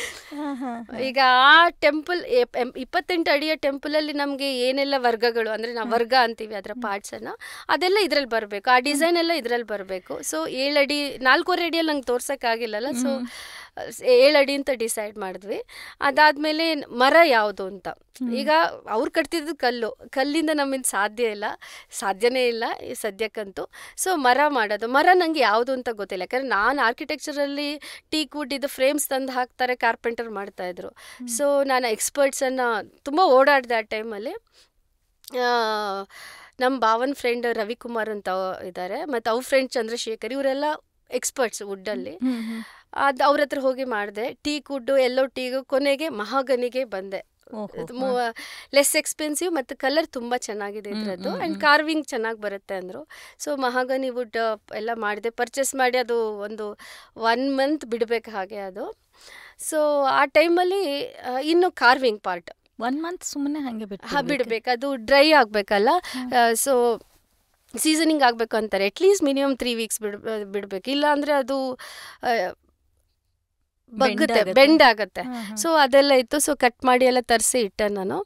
ಅದಾದಮೇಲೆ ಈ ಪ್ರೊಸೆಸಲ್ಲಿ ತುಂಬ ಹುಡುಕ್ತಾ ಇದ್ದೆ, ಈ CNC ಕಾರ್ವಿಂಗು ಅದು ಇದೆಲ್ಲನೂ ಹುಡುಕ್ತಾ ಇದ್ದೆ. ನಮ್ಮ ಹಸ್ಬೆಂಡ್ ಅವರು ಟೂಲ್ ಮೇಕಿಂಗಲ್ಲಿ ಇದ್ದವರಲ್ಲ, ಸೊ ಅವ್ರ ಹತ್ರ ಡಿಸ್ಕಸ್ ಮಾಡ್ತಿದ್ದೆ. ಅವ್ರ ಫ್ರೆಂಡ್ ಸುರೇಶ್ ಅಂತ, ಸೊ ಅವರು ಎಲ್ಲ ಇದು ಮಾಡ್ಬೋದು ಮೇಡಮ್, ಹೀಗೆ ಮಾಡಿ ಅಂತೆಲ್ಲ ಸಜೆಷನ್ಸ್ ಕೊಟ್ಟರು. ಆ್ಯಕ್ಚುಲಿ ತುಂಬ ಹೆಲ್ಪ್ ಆಯ್ತು ಅದರಿಂದ. ಅದಾದಮೇಲೆ ನಾನು ಅದೆಲ್ಲ ಹುಡುಕ್ಬೇಕಾದ ಆ ಪ್ರೊಸೆಸ್ಸೇ ಒಂದು 2 ತಿಂಗಳು ಆಗಿದೆ ಅನಿಸುತ್ತೆ. ಬಟ್ ಆ ಟೈಮಲ್ಲಿ ನಾನು ಡ್ರಾಯಿಂಗ್ಸ್ ಡೆವಲಪ್ ಮಾಡಿಕೊಂಡೆ. ಅಂದರೆ ಫೋಟೋಸ್ ತಗೊಂಡು, ತುಂಬ ಫೋಟೋಸ್ ಇತ್ತು ನನ್ನ ಹತ್ರ, ಅದರ ಮೇಲೆ ಈ ಮೂರ್ತಿಗಳನ್ನು AutoCAD ಡ್ರಾಯಿಂಗಲ್ಲಿ ಕಾಪಿ ಮಾಡಿ, ಈ ಕಾಪಿ ಮಾಡಿದಂತ ಹೇಳುವಾಗ ನಮ್ಮ ತಂದೆ ಒಂದು ವಿಷಯ ಹೇಳ್ತೀನಿ. ನಾನು ಡ್ರಾಯಿಂಗ್ಸ್ ಎಲ್ಲ ರೆಡಿ ಇತ್ತು, ಅದನ್ನು ನಾವು ಲೇಸರಲ್ಲಿ ಎನ್ಗ್ರೇವಿಂಗ್ ಮಾಡಿಸಿ ತರ್ತೀವಲ್ಲ, ತುಂಬ ಅದ್ರ ನಂಬರಿಂಗು ಅದು ಇದೆಲ್ಲ ಇದೆ. ಅದನ್ನೆಲ್ಲ ನಮ್ಮ ತಂದೆ ನೋಡ್ತಿದ್ರಲ್ಲ, ಅವ್ರು ಅಂದ್ಕೊಂಡ್ರು ನಾನು ಅದನ್ನು ಹಾಗೆ ಕೈಯಲ್ಲಿ ಬಿಡಿಸಿದ್ದೀನಿ ಅಂತ. ನೀನು ಹೆಂಗೆ ಮಾಡಿದಿ ಅಂತ ಕೇಳಿದ್ರು. ನಾನು ಹೇಳಿದೆ, ಇದನ್ನು ನಾನು ಫೋಟೋ ತಂದು ಕಂಪ್ಯೂಟರಲ್ಲಿ ಇಂಪೋರ್ಟ್ ಮಾಡಿಕೊಂಡು ಅದನ್ನು ಟ್ರೇಸ್ ಮಾಡಿ ಅದು ಮಾಡಿ ಎಲ್ಲ ಅಂತ ಕತೆ ಹೇಳಿದೆ. ಕಾಪಿ ಮಾಡಿದ್ದ ಅಂದರು. ಜರ್ರ ಅಂತ ಇಳಿತು ನನಗೆ. ಆ್ಯಕ್ಚುಲಿ ಏನೋ ತುಂಬ ಮಾಡಿದ್ದೀನಿ ಅಂದ್ಕೊಂಡೆ, ಬಟ್ ಅದು ನಿಜ ಅವ್ರು ಹೇಳಿರೋದು. ಯಾಕಂದರೆ ನಮ್ಮಲ್ಲಿ ಶಿಲ್ಪಿಗಳು ಮಾಡಿಟ್ಟಿದ್ದಾರೆ, ಅದನ್ನು ನಾವು ನೋಡಿ ಮಾಡ್ತಾ ಇದ್ದೀವಿ. ಅವ್ರು ಹೇಳಿದ ಅಕ್ಷರಶಃ ಸತ್ಯ. ಸೊ ಅದನ್ನೆಲ್ಲ ಈ ಲೇಸರ್ ಎನ್ಗ್ರೇವಿಂಗು ಮತ್ತು CNC ಕಟ್ಟಿಂಗ್ ಅಂತೀವಿ, ಇದೆಲ್ಲ ಒಂದು ಯೂಸ್ ಮಾಡೋಣ ಅಂತ ಡಿಸೈಡ್ ಮಾಡಿದ್ವಿ. ಸೊ ಮೆಟೀರಿಯಲ್ ಪ್ರೊಕ್ಯೂರ್ ಆಯಿತು. ಕಾರ್ಪೆಂಟರ್ 20 ವರ್ಷದಿಂದ ಮಾಡ್ತಾ ಇದ್ದಾರೆ, ಮುಕ್ತಿಯಾರ್ ಅಂತ. ಇದರ ಮೊದಲಿನ ಮಾಡೆಲು ಸಿಂಪಲ್ ಮಾಡೆಲ್ ಅವರೇ ಮಾಡಿಕೊಟ್ಟಿದ್ದು. ಸರಿ, ನಾನು ಕೇಳಿದೆ ಬರ್ತೀರಾ ಅಂತೇಳಿ. ನನಗೆ ಮಾಡಿಕೊಡ್ಬೇಕು ಮಾಡೆಲ್ ಲಾಸ್ಟ್ ಟೈಮ್ ಮಾಡಿದಾಗೆ, ಬಟ್ ಇದರಲ್ಲಿ ಡಿಸೈನ್ ಜಾಸ್ತಿ ಇದೆ, ಸೈಜ್ ದೊಡ್ಡದಿದೆ ಅಂತ. ಆಯಿತು ಮೇಡಮ್ ಅಂದರು. ಸೊ ಅವ್ರು ಬಂದರು. ಅವ್ರು ಬರೋ ಅಷ್ಟೊತ್ತಿಗೆ ನಂದು ಡಿಸೈನು ಡ್ರಾಯಿಂಗ್ಸ್ ರೆಡಿ ಆಗಿರಬೇಕು. ಅದಾದಮೇಲೆ ಅದರ ಫ್ರೇಮ್ ವರ್ಕ್ ಇದೆ, ಅದು ಆ ಸ್ಟ್ರೆಂತ್ ತಗೊಳ್ಬೇಕಲ್ಲ. ಸೊ ಆ ಫ್ರೇಮ್ ವರ್ಕಿಗೂ ಪ್ಲೈವುಡ್ ಯೂಸ್ ಮಾಡಿದ್ದೀನಿ. ಸೊ ಅದರ ಕಟ್ಟಿಂಗ್ ಎಲ್ಲ ಆಗಬೇಕು. ಸೊ ಅದೆಲ್ಲ ರೆಡಿ ಮಾಡ್ಕೊಂಡಿದ್ದೆ. ನಾನು ಹೇಳಿದೆಲ್ಲ CNC ಕಾರ್ವಿಂಗು ಇಲ್ಲಿ ವಿದ್ಯಾಪೀಠ ಸರ್ಕಲಿಂದ ಮುಂದೆ ಒಂದು ಶ್ರೀ ರಂಗನಾಥ CNC ಕಟ್ಟಿಂಗ್ ಅಂತಿದೆ, ಚಂದ್ರಶೇಖರ್ ಅಂತಿದ್ದಾರೆ, ಅವ್ರ ಹತ್ರ ಮಾತಾಡಿದ್ದೆ. ಅವರು ನನ್ನ ಕೇಳಿದಾಗ ಕರೆಕ್ಟಾಗಿ ಪಾಪ ಮಾಡಿಕೊಡೋರು. ಏನು ಕೇಳಿದ್ರು ಆಗಲ್ಲ ಅಂತ ಹೇಳಲ್ಲ, ತೀರಾ ಆಗಲ್ಲ ಅಂದರೆ ಆಗಲ್ಲ ಮೇಡಮ್ ಅಂತಾರೆ, ಅಥವಾ ತುಂಬ ಎಕ್ಸ್ಪೆನ್ಸಿವ್ ಆದರೆ ಮೇಡಮ್ ಇದು 30,000 40,000 ಆಗುತ್ತೆ ಹೆಂಗೆ ಮಾಡ್ತೀರಾ ಅಂತ ಸಜೆಷನ್ ಕೊಡ್ತಾರೆ. ಅವರು ಟೈಮಿಗೆ ಸರಿಯಾಗಿ ಕೊಟ್ಟರು. ಇಲ್ಲಿ ನನಗೆ ಮುಕ್ತಿಯಾರವರು ತುಂಬ ಶ್ರದ್ಧೆಯಿಂದ, ಇದರಲ್ಲಿ ಏನಾಗುತ್ತೆ ಎಲ್ಲ 45 ಡಿಗ್ರಿ ಕಟ್ಟಿಂಗ್ ತುಂಬ ಟೈಮ್ ತಗೊಳುತ್ತೆ, ತುಂಬ ತಲೆನೋವಿನ ಕೆಲಸ, ಸ್ವಲ್ಪನೂ ಬೇಜಾರು ಮಾಡ್ಕೊಳ್ಳೋದೆ. ಒಂದೊಂದು ಸರ್ತಿ 8 ಗಂಟೆ ತನಕನೂ ಕೆಲಸ ಮಾಡಿದ್ದಿದೆ, ಮಾಡಿಕೊಟ್ರು. ಸೊ ಇದೆಲ್ಲ ಆದಮೇಲೆ ಇದು ಸ್ಟೇಜ್ ವೈಸ್ ನಡೀತು. ಇದು ನಾನು ಎವ್ರಿ ಟೈಮ್ ಇದು ನಂಬರಿಂಗ್ ಹಾಕ್ಕೊಳ್ಬೇಕು, ಇದೆಲ್ಲ ಕಟ್ಟಿಂಗ್ ಮಾಡ್ಕೊಂಡ್ಬಂದಿರ್ತೀವಲ್ಲ ಆದರೆ ನಂಬರಿಂಗ್ ಆಗಬೇಕು. ನಮ್ಮ ಮನೇಲಿ ನಮ್ಮ ತಂದೆ ಮತ್ತು ನನ್ನ ಕಸಿನ್ ಯಮುನಾ ಅಂತಿದ್ದಾರೆ, ಅವರಿಬ್ಬರು ಅಸಿಸ್ಟೆಂಟ್ಸ್ ನನಗೆ ಎಲ್ಲ ನಂಬರಿಂಗು ಇದು ತುಂಬ ಹೆಲ್ಪ್ ಮಾಡಿದರು. ಮತ್ತು ನನಗೆ ನೋಡ್ಲಿಕ್ಕೆ ಬರುವಾಗ ನನ್ನ ರಿಲೇಟಿವ್ಸ್, ನನ್ನ ಕಸಿನ್ಸು, ನಮ್ಮ ಸಿಸ್ಟರ್ ಇನ್ ಲಾ ಎಲ್ಲ ಬರ್ತಾ ಇದ್ರಲ್ಲ, ಪ್ರತಿಯೊಬ್ಬರು ಬಂದವರು ತುಂಬ ಚೆನ್ನಾಗಿದೆ ಅಂತಿದ್ರು. ಒಂಥರ ಖುಷಿ ಆಗ್ತಿತ್ತು. ಬಟ್ ನಂಗೆ ಗೊತ್ತಿತ್ತು ಇದಕ್ಕೆ ಶುರು ಅಷ್ಟೇ ಅಂತೇಳಿ. ಅವ್ರಿಗೆ ಸ್ವಲ್ಪ ನನ್ನ ಮೇಲೆ ಪ್ರೀತಿ ಜಾಸ್ತಿನೇ ಹೊಗಳ್ತಾ ಇದ್ರು. ಬಟ್ ಚೆನ್ನಾಗಿ ನಡೀತು, ದೇವ್ರ ದಯೆ ಅಂತಲೂ ಹೇಳ್ಬೋದು. ಗುರು ಹಿರಿಯರ ಆಶೀರ್ವಾದ ಮತ್ತು ಫ್ಯಾಮಿಲಿ ಫ್ರೆಂಡ್ಸ್ ಇವರದ್ದೆಲ್ಲ ಒಂದು ಎಂಕರೇಜ್ಮೆಂಟಿಂದ ಇದು ಇಲ್ಲಿ ತನಕ ಬಂದಿದೆ. ಇನ್ ಆಲ್ ಎಷ್ಟು ವರ್ಷ ತಗೋತು ಮೈತ್ರಿ ಇದನ್ನೆಲ್ಲ ಕಾನ್ಸೆಪ್ಷುಲೈಸ್ ಮಾಡಿ ಎಕ್ಸಿಕ್ಯೂಟ್ ಮಾಡಿ ಈ ಸ್ಥಿತಿಗೆ ಬರೋ ತನಕ? 7 ವರ್ಷ ಆಗಿದೆ. ನಾನು 2017ಗೆ ಶುರು ಮಾಡಿದ್ದು, ಈ ಹಂತಕ್ಕೆ ಬರಬೇಕು ಅಂದರೆ 7 ವರ್ಷ ಆಗಿದೆ. ಇದು ಬರೀ ಬಿಗಿನಿಂಗ್, ಜಸ್ಟ್ ಬಿಗಿನಿಂಗ್. ಯಾಕೆಂದರೆ ಇದರಲ್ಲಿ ಅವರು ಇನ್ನೂ ನಾನು ಡೀಟೇಲಿಂಗ್ ತೋರಿಸ್ಬೇಕು, ಇದರಲ್ಲಿ ಇನ್ನೂ ಇಂಪ್ರೂವ್ಮೆಂಟ್ ಬೇಕು. ಮತ್ತು ಇದರಲ್ಲಿ ತುಂಬ ವೆರೈಟೀಸ್ ಇದೆ, ಸಬ್ ವೆರೈಟೀಸ್ ಇದೆ. ಸೊ ಅದನ್ನು ನಾನು ಮಾಡಬೇಕು ಅಂದರೆ ಈ ಥರ ಮಾಡೆಲ್ಸ್ ತುಂಬ ಮಾಡಬೇಕಾಗತ್ತೆ. ಈಗ ನಾನು ಪ್ಲ್ಯಾನ್ ನೋಡೋಕ್ಕೆ ಹೋದರೆ ಹೊಯ್ಸಳ ಟೆಂಪಲ್ಸಲ್ಲಿ 2-3 ಥರ ಬರುತ್ತೆ. ಸ್ಕ್ವೇರ್ ಮತ್ತು ಸ್ಟಾರ್ ಶೇಪ್ ಬರುತ್ತೆ, ಮತ್ತು ಮಿಕ್ಸ್ಡ್ ಸ್ಟಾರ್ ಮತ್ತು ಸ್ಟೆಲೇಟ್ ಅಂತಾರೆ. ಸ್ಟಾರನ್ನು ಅದೆರಡು ಮಿಕ್ಸ್ಡ್ ಸ್ಟೆಲೇಟ್ ಅಂತ ಹೇಳ್ತೀವಿ. 3 ಥರದ್ದು ಬರುತ್ತೆ.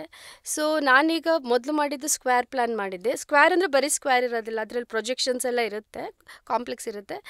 ಸ್ಟಾರ್ ಇನ್ನೂ ಮಾಡಿಲ್ಲ, ಇದು ಮಿಕ್ಸ್ಡ್ ಸ್ಟೆಲೇಟ್ ನೆಕ್ಸ್ಟ್ ಇದು. ಸೊ ಇದರಲ್ಲಿ ತುಂಬ ವೆರೈಟೀಸ್ ಇದೆ, ಅದನ್ನು ಮಾಡಬೇಕು. ಅದಾದಮೇಲೆ ಕಲ್ಲಲ್ಲಿ ಮಾಡಬೇಕು. ಈಗ ನಾವು ಮರದಲ್ಲಿ ಮಾಡುವಾಗ ಬೇರೆ ಥರ ಇರುತ್ತೆ ಕನ್ಸ್ಟ್ರಕ್ಷನ್ನು, ಕಲ್ಲಲ್ಲಿ ಮಾಡುವಾಗ ಬೇರೆ ಥರ ಇರುತ್ತೆ. ಸೊ ಇದು ಜಸ್ಟ್ ಬಿಗಿನಿಂಗ್, ತುಂಬ ಕೆಲಸ ಆಗೋದಿದೆ. ಅಲ್ಲ ಮೈತ್ರಿ, ನೀವು ಇದನ್ನು ಮಾಡಿದ್ದೀರಾ ಇವಾಗ, ಹೌದು. ಇದು ಯಾಕೆ ಮಾಡಿದ್ರಿ ಅಂತ?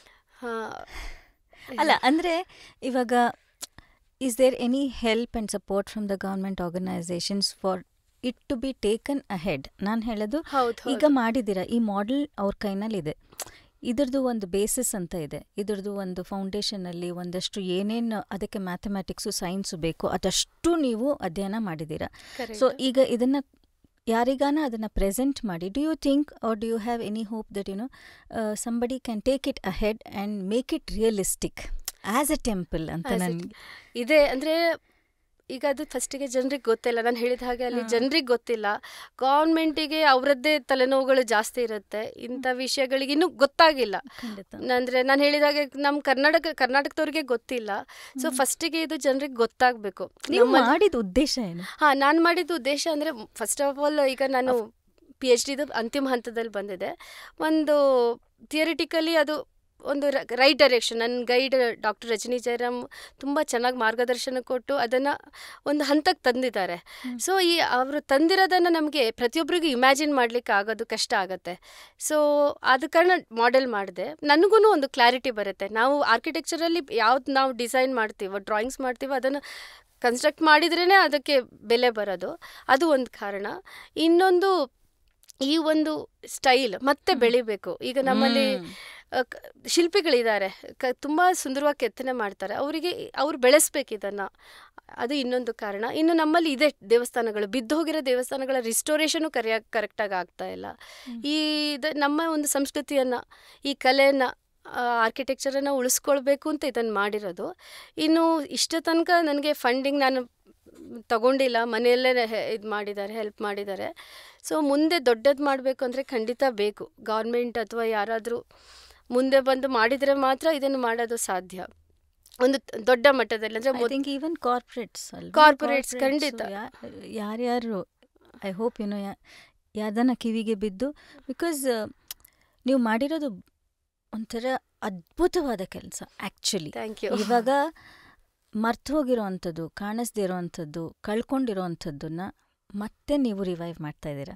And then it takes a lot of effort. ನೀವು 7 years ಅಂತ ಹೇಳಿದಾಗ ನಂಗೆ ಅದನ್ನೇ ಅನ್ನಿಸ್ತಾ ಇತ್ತು, 7 ವರ್ಷ ಆ ಡಿಟರ್ಮಿನೇಷನ್ನು, ಆ ಪೇಷನ್ಸು, ಅದನ್ನೆಲ್ಲ ಇಟ್ಕೊಂಡು ಇನ್ನೂ ಮುಂದುವರೆದು ಇಲ್ಲಿ ತನಕ ಬಂದಿದ್ದೀರಾ ಅಂತಂದರೆ ಇದು ಒಂದು ಸಣ್ಣ ವಿಷಯನೇ ಅಲ್ಲ, ಖಂಡಿತ ಅಲ್ಲ. I mean, ನೀವು it is for ಹೇಳ್ತೀರಾ, thank you. somebody, it is definitely for 7 ವರ್ಷದ ಪ್ರಯತ್ನನ ಯಾರೂ ಅಷ್ಟು ಈಸಿಯಾಗಿ ತಗೊಳ್ದಿರಾ. I hope and pray and wish that somebody hears this and then takes it ahead and then make it a reality. I would love to see that as a temple, because ನಾ ನೋಡಿರೋ ಹಾಗೆ ತುಂಬ ಅದ್ಭುತವಾಗಿ ಬಂದಿದೆ ಅದು. Thank you so much. ನೀವು ಇಷ್ಟು ಹೊಗಳ್ತಾ ಇರೋದೇ ನನಗೆ ಅಂದರೆ ಪ್ರೋತ್ಸಾಹ. ಅದು ನೀವು ಹೇಳಿದಾಗ ಇದು ಎಲ್ಲರಿಗೆ ತಲುಪಿ ಜನ ಮುಂದೆ ಬಂದು ಇದನ್ನು ಮಾಡಿಸ್ಬೇಕು. ಈ ಥರದ್ದು ಈವನ್ ಸ್ಟೋನಲ್ಲಿ ಮಾಡಬೇಕಾಗಿದೆ ಈಗ. ಸೊ ಇದು ಒಂದು ಕಲ್ಚರ್ ಬೆಳಿಬೇಕು, ಖಂಡಿತ. ಆರ್ಕಿಟೆಕ್ಚರ್ ಇದು ಬೆಳಿಬೇಕು, ದೊಡ್ಡ ವಿಷಯ. ಇನ್ ಪ್ರಿಸರ್ವಿಂಗ್, ಪ್ರೊಪಗೇಟಿಂಗ್, ಪ್ರಮೋಟಿಂಗ್ ನಮ್ಮ Indian heritage culture in true sense in spirit. Maitri, thank you so much. Thank you so much. ನಿಮಗೂ ನಿಮ್ಮ ಟೀಮ್ಗೂ ನಮಗಿಲ್ಲ ಒಂದು ಅವಕಾಶ ಕೊಟ್ಟಿದ್ದಕ್ಕೆ ಧನ್ಯವಾದಗಳು. ನೀವು ಇದಿಷ್ಟು ಮಾಡ್ತಿರ್ಬೇಕಾದ್ರೆ ನಿಮಗೆ ಸಹಾಯ ಮಾಡ್ತಿರೋ ಅಂಥ ಯಾರ್ಯಾರ ಹೆಸರನ್ನ ನೀವು ನೆನೆಸ್ಕೋಬೇಕು ಅಂತಿದ್ದೀರಾ ಈಗ? ಯಾಕಂದರೆ ನನಗೆ ಗೊತ್ತಿರೋ ಹಾಗೆ ನಿಮಗೆ ವಯಸ್ಸಾದ ತಂದೆ ತಾಯಿ ಜೊತೆನಲ್ಲಿದ್ದಾರೆ, ಮಕ್ಕಳು ಸ್ಕೂಲಿಗೆ ಕಾಲೇಜ್ಗೆ ಹೋಗೋವಂಥ ಮಕ್ಕಳು, husband who is working, and also mother in law who you are constantly taking care of. ಇದಿಷ್ಟು ಇಟ್ಕೊಂಡು how did you really make time? You are such an inspiration to so many. ನಾನು ಮೊದಲಿಗೆ ಹೇಳಬೇಕಂದ್ರೆ ದೇವರಿಗೆ, ಯಾಕಂದರೆ ಈ ರೀತಿಯ ನಮಗೊಂದು ಮಾಡಬೇಕು ಅಂತ ಅನ್ಸೋದೇ ದೇವ್ರ ಕೃಪೆ ಫಸ್ಟ್. ಎರಡನೇ, ನಂಗೆ ಸರಿಯಾಗಿ ಗುರುಗಳು ಸಿಕ್ಕಿದ್ದಾರೆ. ಐ ಮೀನ್ ರೈಟ್ ಡೈರೆಕ್ಷನ್, ಅಂದರೆ under right guidance. Actually doctor Jnanananda ಅಂತಿದ್ದಾರೆ, ಅವರು ಸ್ಕಾಲರ್ ಮತ್ತು ತುಂಬ ಪುಸ್ತಕಗಳು ಬರೆದಿದ್ದಾರೆ. ಈಗ ನಮ್ಮ ಕನ್ನಡದಲ್ಲಿ ಸಿಗುತ್ತೆ ಶಿಲ್ಪಶಾಸ್ತ್ರದ ಬಗ್ಗೆ, ವಾಸ್ತುಶಿಲ್ಪದ ಬಗ್ಗೆ ಬಹಳ ಪುಸ್ತಕಗಳು ಅವರೊಬ್ಬರೇ ಟ್ರಾನ್ಸ್ಲೇಟ್ ಮಾಡಿರೋದು. ಒಂದು ಬ್ರಾಹ್ಮಿಯ ಚಿತ್ರಕರ್ಮ ಶಾಸ್ತ್ರ ಅಂತಿದೆ, ಅದನ್ನು ಬರೀಲಿಕ್ಕೆ ವಿತ್ ಡ್ರಾಯಿಂಗ್ಸ್ ಇದೆ. ಅದು ಅದರಲ್ಲಿ ವೈಷ್ಣವ ಸ್ಕಲ್ಪ್ಚರ್ಸ್ ಬಗ್ಗೆ ಅದನ್ನು ಬರಿಬೇಕಂದ್ರೆ ಅವರು 28 ಆಗಮ ವೈಷ್ಣವ ಆಗಮಗಳನ್ನು ಸ್ಟಡಿ ಮಾಡಿ ಬರೆದ್ರಂತೆ. ಈ ರೀತಿ ಇದೆ. ಅಂದರೆ ನನಗೆ ಗುರು ಸಿಕ್ಕಿದ್ದಾರೆ. ಇನ್ನು ನಮ್ಮ ಡಾಕ್ಟರ್ ರಜನಿ ಜಯರಾಮ್ ಅಂತ, ಅವರು ನನ್ನ ಗೈಡ್. ಅವರು ಪ್ರತಿಯೊಂದಕ್ಕೂ ಪ್ರೋತ್ಸಾಹ ಕೊಡ್ತಾರೆ. ಇನ್ನು ಟೀಮ್ ಅಂತ ಹೇಳಿದ್ರೆ ನಮ್ಮ ಮನೆಯಲ್ಲಿ ಈಗ ನಾವು ಹೆಂಗಸರಿಗೆ ಮನೆಯದು ನೋಡ್ಕೊಳ್ಬೇಕು. ನಮ್ಮ ಅತ್ತೆ, ನಮ್ಮ ತಂದೆ ತಾಯಿ ಎಲ್ಲ ತುಂಬ ನನ್ನನ್ನು ಪ್ರೋತ್ಸಾಹ ಕೊಡ್ತಾರೆ. ಅಂದರೆ ವೆಲ್ ವಿಷರ್ಸ್ ಇದ್ದಾರೆ ಮನೆಯಲ್ಲಿ. ಇನ್ನು ಮಕ್ಕಳು ಹಾಗೆ ಗಲಾಟೆಯಲ್ಲಿ ಪಾಪ ಬೆಳ್ಕೊಳ್ತಾ ಇದ್ದಾರೆ. ಅವರಾಗೆ ಏನೋ ಮಾಡ್ಕೊಂಡು ಹೋಗ್ತಾರೆ. ಸೊ ಇನ್ನು ಮಕ್ಕಳ ಬಗ್ಗೆ ಹೇಳ್ಬೇಕಂತಂದ್ರೆ, ನಂಗೆ 2 ಗಂಡು ಮಕ್ಕಳಿದ್ದಾರೆ. ದೊಡ್ಡವನು RV ಕಾಲೇಜಲ್ಲಿ ಸೆಕೆಂಡ್ ಇಯರ್ ಇಂಜಿನಿಯರಿಂಗ್ ಮಾಡ್ತಿದ್ದಾನೆ. ಎರಡನೇವನು ಸೇಂಟ್ ಜೋಸೆಫಲ್ಲಿ ಫಸ್ಟ್ ಇಯರಲ್ಲಿದ್ದಾನೆ. ಅವ್ರು ಗಲಾಟೆಗಳು ಮಾಡ್ತಾರೆ. ಬಟ್ ನನಗೆ ಮೊದಲಿಂದ ನನ್ನ ದೇವಸ್ಥಾನ ಕರ್ಕೊಂಡು ಹೋಗ್ತಿದ್ದೆ. ಗಲಾಟೆಗಳು ಮಾಡ್ತಾರೆ, ನೀ ಏನು ಮಾಡ್ತೀಯಮ್ಮ, ನಮ್ಗೆ ಅರ್ಥ ಆಗಲ್ಲ ಅಂತಾರೆ. ಬಟ್ ಮನಸ್ಸಲ್ಲಿ ಅವ್ರಿಗೆ ಖುಷಿ ಆಗುತ್ತೆ ನಾನು ಮಾಡಿದಾಗ. ಸುಮ್ಮನೆ ಒಂದು ಕ್ಷಣ ಬಂದೆಲ್ಲ ನೋಡ್ಕೊಂಡು ಹೋಗ್ತಾರೆ, ಬಟ್ ಆಡ್ಕೊಂಡು ಹೋಗ್ತಾರೆ. ಇನ್ನು ನನ್ನ ಹಸ್ಬೆಂಡ್ ರವಿ ಮೊದಲು ಮೆಕ್ಯಾನಿಕಲ್ ಇಂಜಿನಿಯರ್ ಆಗಿದ್ದರು, ಈಗ ಲಾಯರ್ ಆಗಿದ್ದಾರೆ. ಸೊ ಅವರು ಸ್ವಲ್ಪ ಇನೋವೇಟಿವ್ ಆಗೇ ಇದ್ದಾರೆ. ಅವ್ರಿಗೆ ಹೊಸ ಐಡಿಯಾಸ್ ಅಂದರೆ ಏನು ಒಪ್ಕೋತಾರೆ. ಅವರಂತೂ ನನಗೆ ಯಾವತ್ತೂ ಮಾಡಬೇಡ ಅಂತ ಹೇಳಿಲ್ಲ. ಫಂಡಿಂಗು ಪಾಪ ಅವರೇ ಮಾಡ್ತಾರೆ, ಧರ್ಮರಾಯ. ಸೊ ನಡೀತಾ ಇದೆ, ಇಷ್ಟ ತನಕ ಅಂತೂ ನಡೀತು, ಚೆನ್ನಾಗೇ ನಡೆದಿದೆ. ಮತ್ತು ನನ್ನ ರಿಲೇಟಿವ್ಸ್, ನನ್ನ ಅಕ್ಕ, ಅಣ್ಣ, ನನ್ನ ಅತ್ತಿಗೆ ಎಲ್ಲರೂ ಅಂದರೆ ಯಾರೂ ಮಾಡಬೇಡ ಅಥವಾ ನೀನು ಮಾಡಿದ್ದು ಸರಿ ಇಲ್ಲ ಅಂತ ಯಾವತ್ತೂ ಹೇಳಲ್ಲ. ನೀನು ಚೆನ್ನಾಗಿ ಜಾಸ್ತಿನೇ ಹೊಗಳ್ತಾರೆ ಅನಿಸುತ್ತೆ ನನಗೆ ಒಂದೊಂದು ಸರ್ತಿ. ಸೊ ಹಾಗೆ ನೋಡೋಕೆ ಹೋದರೆ ಐ ಆಮ್ ಬ್ಲೆಸ್ಡ್. ಸೊ ನಡೀತು. ಫಸ್ಟ್ ಹೇಳೋದು ಅಂದರೆ ದೇವ್ರ ಕೃಪೆ. ಇದೆಲ್ಲ ಆಗಬೇಕಂದ್ರೆ ಬೇಕು, ದೇವ್ರ ಕೃಪೆ ಇದ್ರೆ ಮಾತ್ರ ಆಗುತ್ತೆ ನಮಗೆ. ಸೊ ಆಯಿತು. ಅದ ಕಾರಣ ಇಷ್ಟು ಒಳ್ಳೆ ಮಾಡೆಲ್ನ ನೀವು ಮಾಡಿದ್ದೀರ. ಇದನ್ನು ನಾವು ನೋಡಬೇಕು ಅಂದರೆ ಹೆಂಗೆ, ಎಲ್ಲಿ ಸಾಧ್ಯ? ಈಗ ಟೆಂಪಲ್ ಮಾಡೆಲ್ ಆಲ್ಮೋಸ್ಟ್ ಮುಗ್ದಿದೆ. ಅಷ್ಟೊತ್ತಿಗೆ ನಮ್ಮಲ್ಲಿ ನವರಾತ್ರಿ ಶುರುವಾಗ್ಬಿಟ್ಟಿದೆ. So Mysuru Dasara famous. ನಾನು ಅಲ್ಲಿಯ ಒಬ್ಬರು ಆಫೀಸರನ್ನು ಮಾತಾಡಿ ರಿಕ್ವೆಸ್ಟ್ ಮಾಡ್ಕೊಂಡಿದ್ದೀನಿ. ಸೊ ಇದನ್ನು ಅಲ್ಲಿ ಎಕ್ಸಿಬಿಟ್ ಮಾಡುವ, ಅವ್ರಿಗೂ ಸಂತೋಷ ಆಯಿತು, ಇದನ್ನು ನೋಡಿ ಖುಷಿ ಆಗಿಬಿಟ್ಟು ಇದನ್ನು ಎಕ್ಸಿಬಿಟ್ ಮಾಡೋಣ ಮೇಡಮ್ ಅಂತ ಹೇಳಿದ್ದಾರೆ. ಸೊ 4th ನಂತರ ಇದನ್ನು ಮೈಸೂರು ದಸರಾ ಎಕ್ಸಿಬಿಷನಲ್ಲಿ ಡಿಸ್ಪ್ಲೇ ಮಾಡೋಣ ಅಂತ ಹೇಳಿದ್ದಾರೆ. ಸೊ ಅದಾದಮೇಲೆ ಮತ್ತೆ ಈ ಮಾಡೆಲನ್ನು ಯಾವುದಾದ್ರೂ ಮ್ಯೂಸಿಯಮಿಗೆ ಡೊನೇಟ್ ಮಾಡೋಣ ಅಂತ ಅಂದ್ಕೊಂಡಿದ್ದೀನಿ. ನೋಡಬೇಕಿನ್ನು ಅದಕ್ಕೆ ಜನರ ಅಭಿಪ್ರಾಯ ಹೇಗೆ, ಅವರ ಅವ್ರು ರಿಯಾಕ್ಟ್ ಮಾಡ್ತಾರೆ, react. ರೆಸ್ಪಾನ್ಸ್ ಹೇಗೆ ಬರುತ್ತೆ, ಗೌರ್ಮೆಂಟ್ ಹೇಗೆ ರೆಸ್ಪಾನ್ಸ್ ಮಾಡುತ್ತೆ ನೋಡ್ಕೊಂಡು ಮುಂದುವರಿಯೋಣ ಅಂತಿದ್ದೀನಿ. ಖಂಡಿತ. I think any exhibitor of any museum ಅದನ್ನು ನೋಡಿದ್ರೆ ಯಾರೂ ಎರಡು ಮಾತೇ ಇಲ್ದಿರ ಅದನ್ನು ತೊಗೊಂಡೋಗಿ ಅಚ್ಚುಕಟ್ಟಾಗಿ ನೋಡ್ಕೊಳ್ಳೋ ಅಂಥ ಡಿಸಿಷನ್ ತಗೋತಾರೆ ಅನ್ನೋದು ನಮ್ಮ ಭಾವನೆ. ಖಂಡಿತ. ನಮಗೆ ಗೊತ್ತಿರೋ ಹಾಗೆ ನಿಮಗೆ ಬಹಳಷ್ಟು ಕೆಲಸ ಅಲ್ಲಿ ಪೆಂಡಿಂಗ್ ಇದೆ. I know that you have taken time off from that busy schedule and then come for this. Thank you so much. ಎಲ್ಲರೂ ಬಂದು ಅದನ್ನು ನೋಡಬೇಕು, ಅದನ್ನು ಅಪ್ರಿಷಿಯೇಟ್ ಮಾಡಬೇಕು, ಅದರ ಎಫರ್ಟ್ಸ್ ಎಷ್ಟು ಹೋಗಿದೆ ಅದರ ಹಿಂದೆ ಅನ್ನೋದನ್ನು ಅರಿತುಕೊಂಡು right recognition for this model has to come your way ಅನ್ನೋದೇ ನಮ್ಮ ಪ್ರಾರ್ಥನೆ. Thank you so much ma'am. Thank you Maitri. Thank you so much.